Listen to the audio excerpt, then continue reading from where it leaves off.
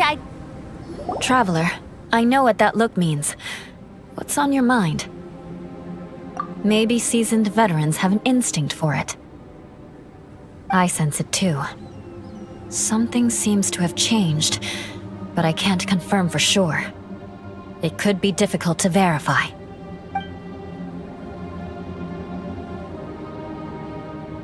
It might be imprudent to speculate out loud, but I believe you know what I am referring to.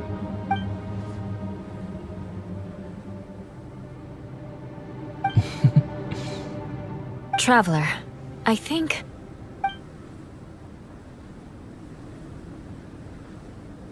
you...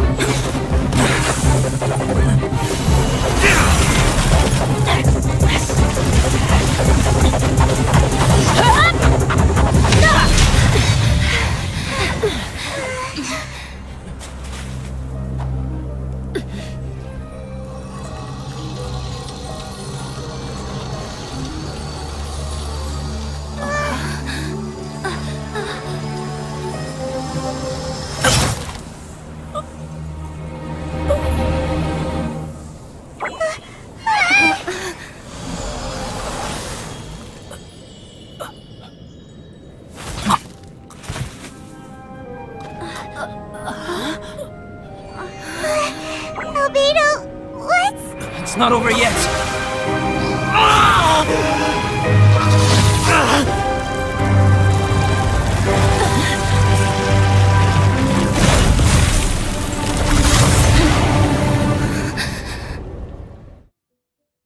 Brace yourselves.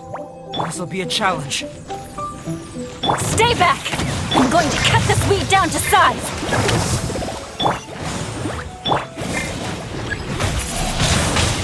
Windblade!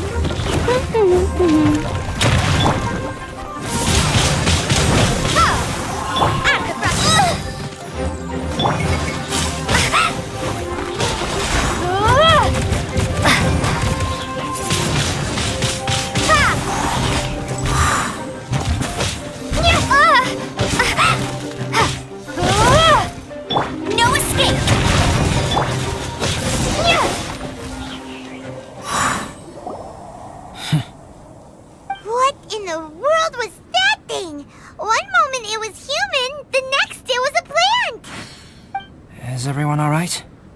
We're fine. But can you please tell us what's going on? I don't understand. I take it this monster is whom I had the pleasure of meeting last time. Correct. As you might have guessed, this is a mutated whopperflower. An extremely rare kind. But can whopperflowers turn into humans? Not typically, but conditions on Dragonspine are far from typical. Perhaps the dragon's blood seeped into the land, then was passed to the monsters via the ley lines, accelerating their rate of mutation. How could that happen? This mountain is home to the remains of Durin, the venomous dragon. If there is anywhere in the world one might expect life to do unfathomable things, it would most likely be here. Durin was an artificially created life form. Its existence is nothing short of a miracle, and proof of countless possibilities. In other words, this mountain we stand on is a cradle of life's profoundest mysteries. A vast and terrifying hotbed of possibilities. The avalanche. It must have been the work of this impostor. Agreed. All the other troubles you faced on the way down could also have been its handiwork. My guess is that it was targeting everyone that I've had contact with. Right, I forgot all about that. It's not inconceivable. But what was its purpose? Was it just trying to get rid of us? I have a preliminary hypothesis on this. Whopperflowers are masters of mimicry, and those we encounter in the wild often appear in the vicinity of the plants they impersonate. In other words, the whopperflower likely has an instinct to replicate and replace.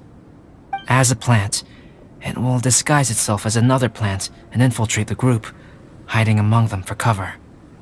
The plant being imitated has no way to detect or fight back against this behavior. But when it disguises itself as a human... It wanted to replace you and infiltrate our group? Yes. Maybe it created the avalanche to get rid of us. I predicted this eventuality, so I availed myself of the avalanche to hide and lure it out. It was watching us the whole time, and when it saw that I had disappeared, its instinct was to take my place. At that point, its disguise was complete, and its next move was to hunt its prey. Yes, that's exactly how whopperflowers operate. So when it approached and attacked Joel, what was that? A trial run? Perhaps. Or maybe it enjoyed posing as a human, and wanted to experience what it felt like to be human. We're fortunate to have discovered it in time. I think the Traveler was the first person other than Albedo to notice something was wrong. Traveler, how could you tell the real me and my impostor apart? I want to know too. I had no idea the other guy was an imposter. They look... I see. It goes to show how difficult it is to impersonate a human. This mutant whopperflower tried its best to replicate the original exactly, but still managed to miss some details. Unbelievable. To think that Dragonspine creates such terrifying possibilities.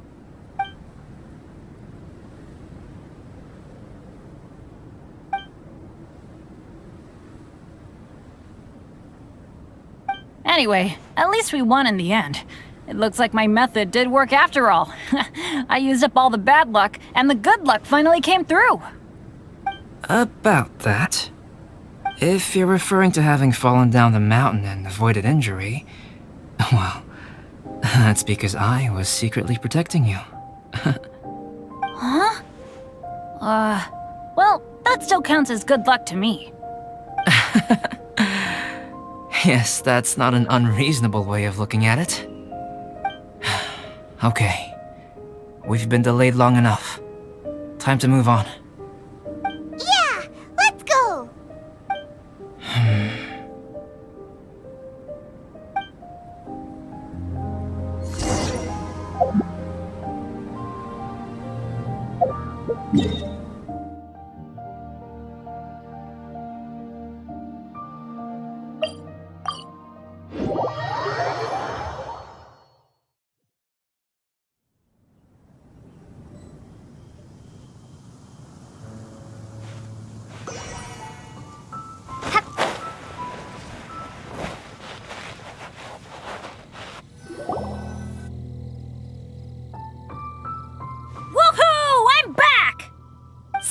doesn't seem to be here. He must have headed up the mountain. Let's wait for him here. Amber, are you feeling better? Yep, all good now. Nothing to worry about. I don't know what I'd do without you guys. If not for you, I'd probably still be locked up in that cage.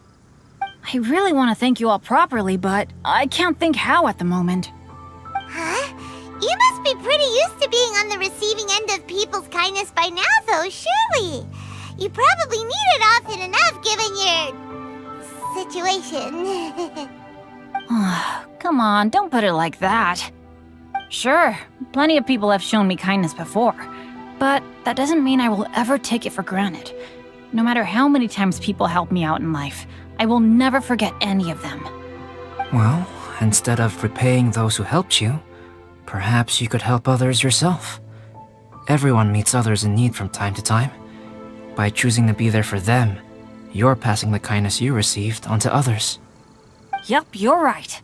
That's what I've always tried to do, and will always continue to do. Right. And when Cyrus gets back, I'll find some way to help him out too. This has been quite an event. Yeah, it has. It's really hit me how tired I am now that I've started to relax. I need to rest. Everyone, please excuse me for a while. Yeah, I need to get some water and maybe a piece of fruit. Once I'm rested up, I need to get back to being an instructor again. Well, it looks like the curse of the mountaineers who couldn't get off the mountain is finally broken. Feels like an action-packed chapter has come to a close. Shall we find somewhere to rest and chat too? Why not? Then, you sensed something too, didn't you? Then let's go. Huh? Are you going back to your camp again? Okay. Might as well come with you. Good. Shall we set off right away?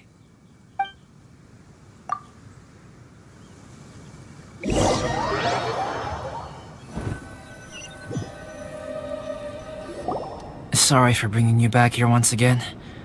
Some topics are best discussed in private. Is this about the impostor? That's right. I have to say, Traveler, I'm very surprised you noticed the difference between me and the impostor. Yes, this mark. Perhaps it's where it all began. Ooh, sounds like the beginning of a big story. Keep going. Well, I can't deny that what I'm about to say does sound like something from a children's storybook. So, what do you think this diamond-shaped mark means? A tattoo? A crest? Something else? No. Consider it a birthmark. Have you ever seen an intricate glass ornament and wondered how it was made? Well, one method for crafting with glass is a technique known as glass blowing. Glass blowing is not a widely known art in Teyvat. For this reason, glassware made in this way is usually very expensive. As the name implies, glass blowing involves blowing air into a hole, much like blowing up a balloon. This type of glassware is known for having a pontal mark at the point where the blowpipe was inserted, where the hole was sealed at the very end. This mark is a sign that the item was crafted by a human hand. Sounds kind of amazing. It is a wondrous and beautiful art form. Alice says that these marks are seen as proof of the maker's fine handiwork, the only flaw in an otherwise perfect work of art. My mark is something similar to this. The difference between synthetic and natural life lies in the directional flow of the life force. The energy of a natural life form flows out from within.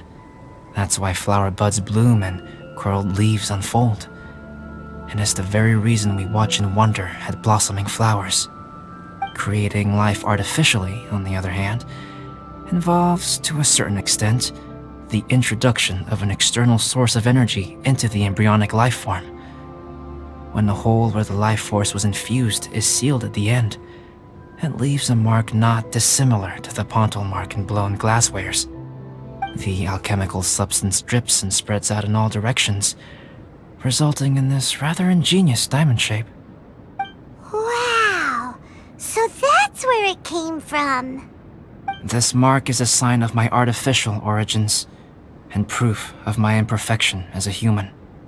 I presume that the impostor intentionally avoided replicating this mark, so as not to become less than perfect himself.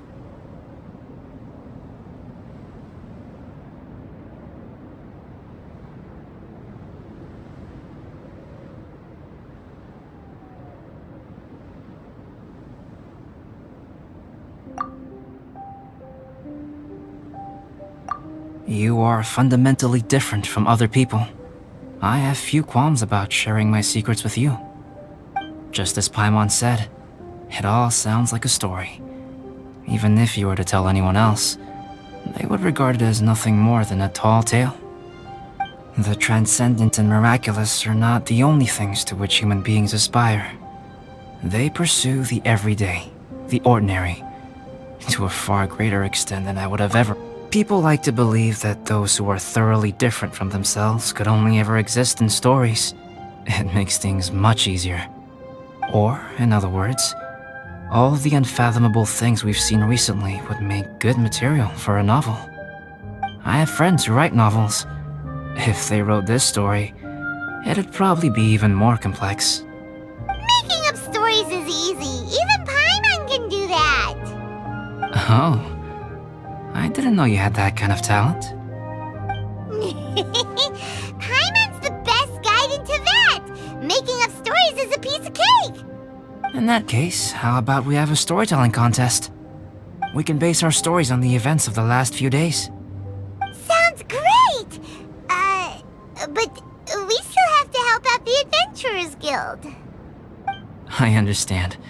Creativity is something that cannot be rushed. Take your time, and come back when you have found some inspiration.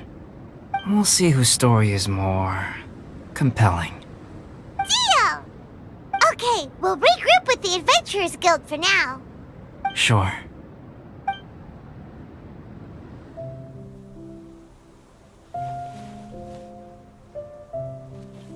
My story. Yes, I should have known. Master's failed specimen in the dragon's belly. This is where the story truly begins.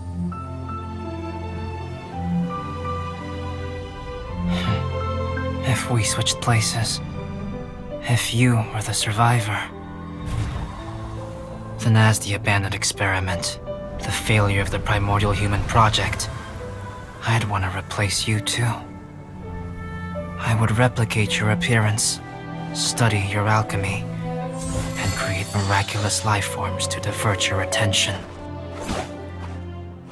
I would wait for the right moment, then dispose of you in the Traveler, the sole person to have known your secret. And then, I could finally experience the joy of being brought into the world.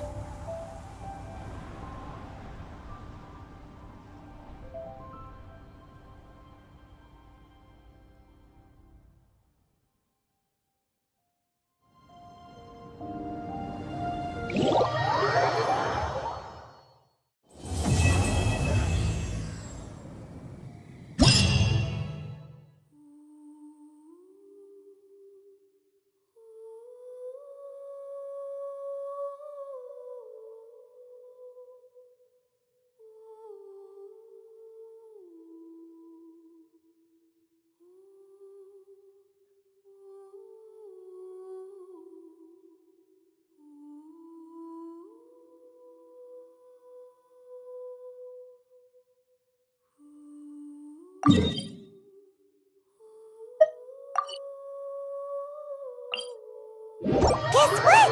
Paimon's story is finished. Let's go see Albedo again.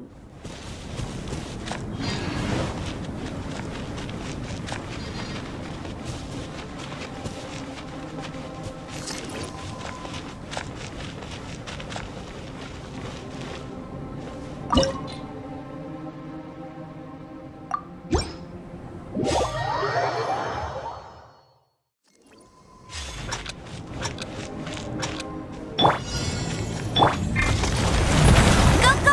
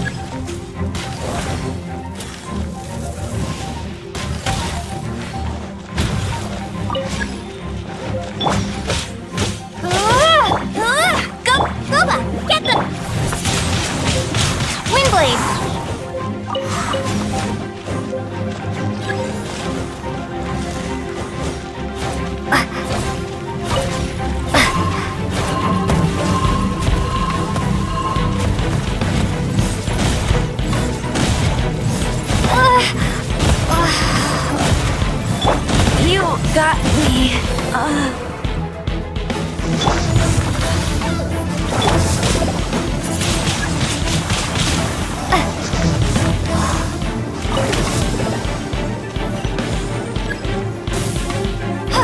Nice and spicy. Maybe I wasn't meant for this world.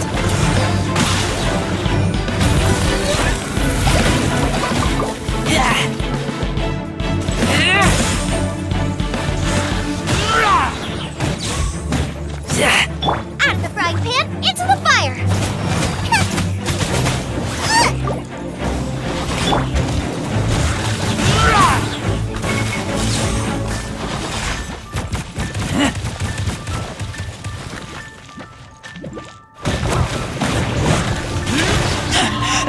I taste blood.